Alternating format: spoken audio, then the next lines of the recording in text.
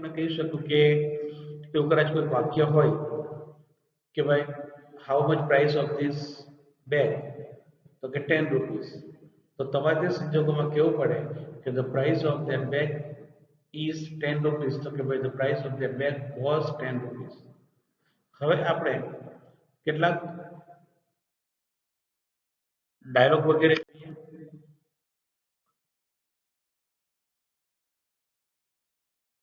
એ ઉપરાંત આપણે બીજા જે બીજા ડાયલોગ જોઈએ તે પહેલા આપણે એ બીજા કયા કયા અલગ અલગ ભાવ દર્શાવતા શબ્દો આવી શકે એ પણ આપણે જોઈ શકીએ. જેમ કે આમંત્રણ આપવું હોય તો ઇન્વાઇટેડ, પછી માહિતી આપવી હોય તો ઇન્ફોર્મ્ડ, ફરીથી કહેવા માટે રિપીટેડ, અથવા તો આપણે પાર્ડન પણ શબ્દ કહી શકીએ. યાદ અપાવવું હોય તો રિમાઇન્ડ, આશ્વાસન આપવા માટે કન્સોલ, ઉત્સાહ વધારવા માટે રિપોર્ટિંગ વર્બ વાપરીને એન્થુઝિયાસ્ટિકલી, અથવા કરતા એમ પણ કહી શકો કે રિપોર્ટિંગ વર્બ સાથે વિથ એન્થુઝિયાઝમ. જે એન્થુઝિયાસ ક્રિયાપદ થાય, એન્થુઝિયાઝમ નાઉન થાય અને એન્થુઝિયાસ્ટિકલી એડવર્બ થશે. તે રીતે પૂછપરછ કરવું હોય તો ઇન્ક્વાયર્ડ, ખાતરી કરવા માટે એશ્યોર્ડ, ભારપૂર્વક કેવું હોય તો ટોલ્ડ એમ્પેથિકલી, અથવા તમે દાખલા તરીકે આખું ન લખવું હોય તો એમ્પેટિકનું તમે વર્બ બનાવી શકો એમ્પેથાઇઝ, તો તમે એમ્પેથાઇઝ પણ વાપરી શકો. અહીંયા હી એમ્પેથાઇઝ અથવા હી ટોલ્ડ એમ્પેથાઇઝિકલી. ફરિયાદ કરવી તો કમ્પ્લેન્ટ, કંઈ સંબોધન કરવું હોય તો એડ્રેસ્ડ, આવકારવા માટે વેલકમ અથવા ગ્રીટેડ. જો ગ્રીટેડ પાછું અભિવાદનમાં પણ વપરાશે, ખાસ ધ્યાન રાખજો. દાવો કરવો હોય તો કે ક્લેમ, નમ્રતાથી કહેવા માટે જેન્ટલી અથવા સોફ્ટલી પણ શબ્દ વાપરી શકાય. રિપોર્ટિંગ વર્બ ટોલ્ડ સાથે જેન્ટલી અથવા સોફ્ટલી. ફરી વિધાન કહેવા માટે ફર્ધર સેટ, અથવા ઘણા વખત આપણે પાર્ટનર શબ્દ પણ પ્રયોગ કરીએ છીએ. ચિંતાપૂર્વક કહેવા માટે ટોલ્ડ એન્શિયસલી. ઉત્તેજિત પૂર્વક કહેવા માટે ટોલ્ડ એક્સાઇટેડલી. કટાક્ષમાં હોય તો ટોલ્ડ સાથે કે રિપોર્ટિંગ વર્બ સાથે સેટારિકલી. અને આગ્રહ દર્શાવવા માટે ટોલ્ડ સાથે ઇન્સિસ્ટિંગલી શબ્દ પણ વાપરી શકાય. કોઈના એક્ઝામ્પલ તો Vatsal, where are you going? Nirav Seth, I am going to play. Vatsal, let's go to the library. Nirav, what a wonderful idea. હવે તમે જો અહીંયા 4 વાક્ય રચના છે, ચારે ચાર અલગ અલગ પ્રકારની વાક્ય રચના છે. એટલે જ્યારે તમને ડાયલોગ કે કન્વર્સેશન પૂછાશે કે તમને બ્લેન્ક્સ માટે પૂછાશે, ત્યારે વાક્ય રચના કોમન હોવી જરૂરી નથી. અહીંયા આગળ તમારે ખરી કસોટી થશે. દરેક વાક્યને એને વાક્ય રચનાના પ્રકાર પ્રમાણે ન્યાય આપવો પડશે. આ વાક્ય પ્રશ્નાર્થ છે તો પ્રશ્નાર્થ નિયમ મુજબ, માનો કે વિધાન વાક્ય છે તો વિધાન વાક્ય રચના મુજબ, આ લેટ્સ દરખાસ્ત સૂચક છે તો દરખાસ્તના ભાવ દર્શાવ પ્રમાણે, અને આ ઉદ્ગાર વાક્ય છે તો ઉદ્ગાર પ્રમાણે. તો આ વાક્ય રચનાના બંધારણથી તમારે નક્કી કરવું પડશે કે આ વાક્ય કયા ભાવાર્થનું છે, કયો ભાવ દર્શાવે છે, તો તેને એ પ્રમાણે આપણે ડાયરેક્ટ ફેરવવું પડે. તો જોઈએ, Vatsal said, where are you going? સ્વાભાવિક પ્રશ્નાર્થ વાક્ય છે. તો કે અહીંયા આગળ વત્સલ અને નીરવ વાત કરે છે, તો કે વત્સલ નીરવને કહે છે. અહીંયા આગળ નીરવ વત્સલને કહે છે, ફરી પાછો વત્સલ નીરવને કહે છે. તો કે વત્સલ નીરવને કહે છે, પણ વાક્ય કેવું છે? પ્રશ્નાર્થ છે. તો આપણે રિપોર્ટિંગ વર્બ આસ્ક્ડ મૂકો. અહીંયા તમે ધારો તો ઇન્ક્વાયર્ડ પણ મૂકી શકાય કે ક્વેશ્ચન પણ મૂકી શકાય. તો કે વત્સલ આસ્ક્ડ નીરવ. હવે ડબલ પ્રશ્ન છે તો અહીંયા આગળ જે ડબલ શબ્દ આવેલો છે એ જ સંયોજક તરીકે આપણે 2 in 1 માં જેવું. હવે ભૂલમાં તમે આગળ ઇફ મૂકી તો પ્રશ્નાર્થ વાક્યમાં ઇફ આવે છે સંયોજક, પણ એ તમને ખબર છે કે ઉલટ પ્રશ્ન એટલે કે ઇન્વર્ઝન હોય તો જો ડબલ જ પ્રશ્ન હશે તો ડબલ શબ્દ જ મૂકવો પડે. તો કે વત્સલ આસ્ક્ડ નીરવ વેર.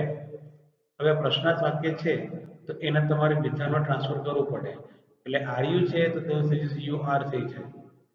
તો કે યુ બીજો પુરુષ છે એટલે સંબોધનામ નીરવ છે, તો નીરવ મુજબ આ કર્તા વિભક્તિ છે એટલે હી. હવે આર વર્તમાન કાળ તો એનું થઈ જશે વોઝ ગોઈંગ. તો કે Vatsal asked Nirav where he was going. હવે નીરવને પ્રત્યુત્તર આપે છે, જવાબ આપે છે.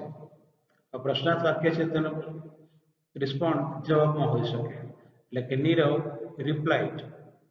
હવે જવાબ છે તો રિપોર્ટિંગ ઓફ રિપ્લાઇડ આવશે. અહીંયા તમે આન્સર્ડ પણ મૂકી શકો, તો કે નીરવ રિપ્લાઇડ અથવા આન્સર્ડ કોને આપે છે? વત્સલ, એટલે કે હી. અહીંયા તમે કદાચ વત્સલ લખો તો વાંધો નહીં, પણ એક વાર નામ વાપરવું, બીજો વાર સરનામ વાપરવું વધારે જરૂરી છે. તો કે નીરવ રિપ્લાઇડ હિમ. હવે વિધાન વાક્ય છે તો સંયોજક તરીકે આપણે ધેટ આઈ, એટલે કે કોણ બોલનાર છે? તો નીરવ, એટલે કે હી. ઇઝ છે તો કે વોઝ. ગોઈંગ ટુ પ્લે, તો કે Nirav replied him that he was going to play. Vatsal, let's go to the library. તો વત્સલ અહીંયા આગળ દરખાસ્ત કહે છે, મૂકે છે કે ભાઈ રમવા નથી જવું, આપણે લાઇબ્રેરી જઈએ. તો અહીંયા દરખાસ્તનો ભાવ છે, આપણે ખબર કેમ પડી? તો કે લેટ્સ. લેટ સાથે એપોસ્ટ્રોફી એસ છે, લેટ્સ, એટલે આપણે અગાઉ જોઈ ગયા તેમ કે દરખાસ્ત કે સૂચનનો ભાવ દર્શાવે છે. એટલે દરખાસ્તના સૂચનનો ભાવ હોય એટલે સજેસ્ટેડ આવી શકે અથવા પ્રપોઝડ આવી શકે. તો કે વત્સલ સજેસ્ટેડ અથવા પ્રપોઝડ કોને? ફરી પછી વત્સલને કહે છે, નીરવને કહે છે તો કે હિમ. ધેટ, લેટ્સની દરખાસ્ત સૂચક વાક્ય રચના એટલે સંયોજક ધેટ આવે, ચર્ચા થઈ ગઈ છે આપણે. ધેટ દરખાસ્ત સૂચક એટલે કમ્પલસરી ધે શુડ કે વી શુડ મૂકવું પડે.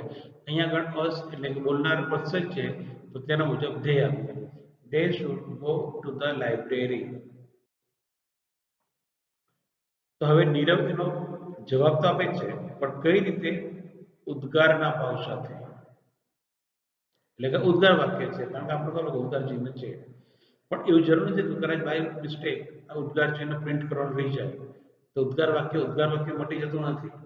આપણને સેન્ટેન્સ પેટર્ન ખબર હોવી જોઈએ, વાક્ય બંધારણ, કે વોટ પછી વિશેષણ હોય, કે હાઉ પછી વિશેષણ હોય તો તે ઉદ્ગાર વાક્ય હોય. હા, વોટ પછી માનો કે સહાયક ક્રિયાપદ હોય તો પછી પ્રશ્નાર્થ વાક્ય થઈ જાય, પણ એવું નથી. આ ઉદ્ગાર વાક્ય છે. તો ઉદ્ગાર વાક્યમાં આપણે રિપોર્ટિંગ વર્બ તરીકે એક્સક્લેમ્ડ વિથ,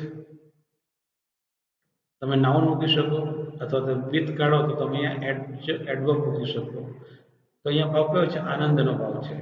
તો કે નીરવ એક્સક્લેમ્ડ વિથ જોય અથવા નીરવ એક્સક્લેમ્ડ જોયફુલી ટુ હિમ.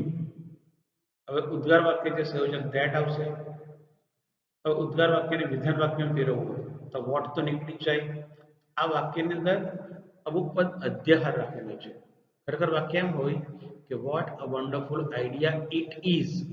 અહીંયા ઇટ ઇઝ અધ્યાહાર રાખેલું છે. આ વાક્યને વિધાન વાક્યમાં ફેરવવા માટે જે ઇટ ઇઝ અધ્યાહાર છે, જે અધ્યાહાર મતલબ કે વાક્યમાં હોય ખરું પણ દર્શાવવામાં ન આવે, પણ વિધાન વાક્યમાં લાવતા એને ફરી બાજુ આપણે દ્રશ્યમાન કરવું પડે. તો અહીંયા નથી, આપણને થાય કે ઇટ એ ક્યાંથી આવ્યું? ખરેખર વાક્યમાં ઓલરેડી ઇટ અહીંયા છે જ. તો કે વિધાન વાક્યનું કરવું થઈ શકે કે it is a very wonderful idea, અથવા એમ પણ કહી શકો it is really a wonderful idea. તો વિધાન વાક્ય થયું. તો કે Nirav exclaimed with Joy to him that. હવે ઇટનું ઇટ રહેશે. હવે ઇઝ આપણે થયેલું હતું તો ઇઝનું થઈ જશે વોઝ. પછી આપણે વેરી મૂકશું તો આર્ટિકલ આગળ આવશે, એટલે અ વેરી, પછી વિશેષણ વન્ડરફુલ એન્ડ આઈડિયા. તમે ધારો તો એમ પણ કહી શકો it was really a wonderful idea. બે રીતે થઈ શકે. એટલું યાદ રાખો કે જો વેરી મૂકશો તો આર્ટિકલ આગળ આવશે, રિયલી મૂકશો તો આર્ટિકલ પાછળ જશે.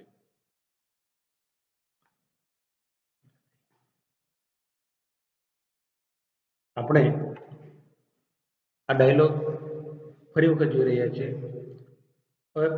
જ્યારે તમને કોઈ પણ ડાયલોગ એટલે કે કન્વર્સેશન ઇનડાયરેક્ટમાં ફેરવવા માટે કહે તો ત્યારે તમે બે રીતે દર્શાવી શકો કે પહેલા આપણે જે વિધાન વાક્ય રચના એટલે કે સેન્ટેન્સ બાય સેન્ટેન્સ દ્વારા પણ દર્શાવી શકો. તમે ધારો તો એને આમ ફકરાના સંદર્ભમાં પણ દર્શાવી શકો. એટલે સળંગ લખવું પડે કે ભાઈ વત્સલ asked Nirav where he was going, પછી કે Nirav replied him that he was going to play. Vatsal suggested him that they should go to the library. Nirav exclaimed with joy to him that it was a very wonderful idea. કહેવાનો મતલબ એ છે કે ડાયલોગને તમે અલગ અલગ વાક્ય દ્વારા પણ દર્શાવી શકો, તમે ધારો તો એને આ રીતે ફકરાના સંદર્ભમાં પણ દર્શાવી શકો.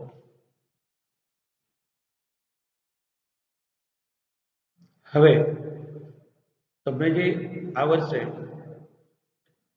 જે પરીક્ષામાં ખાલી જગ્યાના ફોર્મેટમાં પૂછાવાનું છે તો એ કઈ રીતે પૂછાય તે આપણે જોઈ લઈએ. આમ સામાન્ય રીતે ઇનડાયરેક્ટ સ્પીચ વાક્યને તમારે વિધાનમાં ફેરવવાના હોય છે, પણ આ વખતે કોરોનાની મહામારીને ધ્યાનમાં રાખી ઇનડાયરેક્ટ સ્પીચના ફોર્મેટમાં થોડો ફેરફાર કર્યો છે. તો તેનું તમને ઉદાહરણ આપવામાં આવ્યું છે. એ કઈ રીતે પૂછાશે તો આપણે જોઈએ. તો તમને પહેલા ડાયલોગ આપેલો છે અને પછી સંદર્ભમાં નીચે આ રીતે ફકરો હશે, એમાં વચ્ચે વચ્ચે ખાલી જગ્યા રાખી હશે. તો ખાલી જગ્યામાં તમારે આ વાક્યને ધ્યાનમાં રાખીને યોગ્ય વિકલ્પ પૂરવા પડશે. તો આપણે પહેલા ડાયલોગ જોઈએ. Mother said, what are you doing now? Keta, I am watching TV serial on TV. Mother, don't waste time in watching TV serial. You are in SSC class. Keta said, sorry mummy, I want to relax. આ dialog છે. હવે ડાયલોગને આપણે ઇનડાયરેક્ટમાં ફેરવવાનો છે. અહીંયા આગળ આખો વાક્ય કે આખો ડાયલોગ ન ફેરવતા જ્યાં જ્યાં આપણને જરૂર પડશે ત્યાં ખાલી જગ્યા આપી છે. એના 3 વિકલ્પો છે. 3માંથી ખાલી જગ્યામાં જે વિકલ્પ લાગુ પડે તે આપણે જોઈશું. તો કે મધર આસ્ક્ડ કેતા, હવે પ્રશ્નાર્થ વાક્ય છે. તો પ્રશ્નાર્થ વાક્ય WH થી શરૂ થાય છે. તો અહીંયા આગળ WH માટે સંયોજક તરીકે આપણે if મૂકી શકીએ. પ્રશ્નાર્થ વાક્ય હોય તો વોટ પણ આવી શકે અને વિધાન વાક્ય તો ધેટ આવે. તો આપણને if કે વોટમાં કન્ફ્યુઝન થાય. પ્રશ્નાર્થ વાક્ય છે તો if કે વોટ. અહીંયા આગળ W શબ્દ છે વોટ, એટલે તમારે વોટ મૂકવું જરૂરી છે. પછી he was doing, Keta said, I am watching TV serial. I am watching TV serial on TV. તો કે Keta replied, આખું વાક્ય ચાલુ છે, સોરી ફરીથી જોઈએ. Mother asked Keta what she was doing. હવે then આ નાવ છે તો નાવનું દૂરના સંદર્ભમાં ધેન થાય. હવે ધેનમાં THN અને THN. THN ધેન જે છે એ ડિગ્રીમાં આવશે, ના કરતા, ને ધેન એટલે પછી. તો આપણે અહીંયા આગળ ધેન મૂકવું પડશે, THN ધેન. હવે કેતાને જવાબ આપે છે. કેતા replied her mother that she was watching serial on TV. એ કોઈ બ્લેન્ક નથી, લોકો ટેન્શન નથી આપણને. The mother advised her, આજ્ઞાર્થ વાક્ય છે. હવે આજ્ઞાર્થ વાક્ય છે એટલે રિપોર્ટિંગ વર્બ એડવાઇઝડ her. હવે આજ્ઞાર્થ વાક્ય હોય તો સંયોજક તરીકે ટુ આવી શકે કે નોટ ટુ આવી શકે. નોટ એકલું આવતું કે ડુ નોટ એકલું આવતું નથી. તો અહીંયા આગળ નકારાત્મક ભાવ છે એટલે આપણે શું મૂકવું પડે? Not to. અહીંયા આગળ આવશે not to. waste time in watching TV serial and added. જો વાક્ય અંદર ઉમેરેલું છે, બે વાક્ય જોડતા હોય તો added જેવા ક્રિયાપદ મૂકવામાં આવે, અથવા કદાચ told further એ શબ્દ પણ વાપરી શકાય. and added she was in SSC class. કેતા, હવે કેતા કહે છે કે સોરી મમ્મી. તો સોરી એ કયો ભાવ દર્શાવશે? તો કે માફી માંગવાનું. અહીંયા એગ્રી એટલે સહમત થવું. માફી માંગવા માટે અપોલોજાઇઝ અને ડિસએગ્રી અસહમત થવું. અહીંયા સોરી શબ્દ પ્રયોગ થયેલો છે એટલે માફીનો ભાવ છે, તો અહીંયા મૂકી શકાશે અપોલોજાઇઝ. her mother and added that she wanted to relax. તો આ રીતે તમને બોર્ડની પરીક્ષામાં આ વર્ષ પૂરતો ખાલી જગ્યાના સંદર્ભમાં આવશે, પણ તમારે આખા વાક્યનું ઇનડાયરેક્ટ તમે કરતા આવડતું હશે તો જ તમે આમાં યોગ્ય ખાલી જગ્યામાં સાચા વિકલ્પ મૂકી શકશો. તો હું માનું છું કે તમને ઇનડાયરેક્ટ સ્પીચમાં હવે કોઈ પ્રશ્ન ન હોવા જોઈએ, અને જો પ્રશ્ન હોય તો ફરી જ્યારે આપણે ક્લાસમાં મળીશું ત્યારે આપણે એની વિગતે ચર્ચા કરીશું.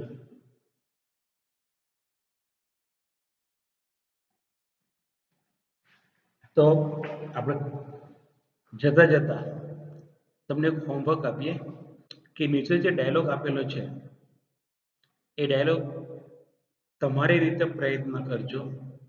ન સમજાય તો કમેન્ટમાં તમે પ્રશ્ન પૂછી શકશો. વાક્ય વાંચી સમજી ખૂબ જ ધ્યાનથી ડાયલોગ વાંચો અને યોગ્ય વિકલ્પ જે આપેલા છે એમાંથી લાગુ પડતા વિકલ્પો પૂરી ખાલી જગ્યા પૂરજો. Thank you.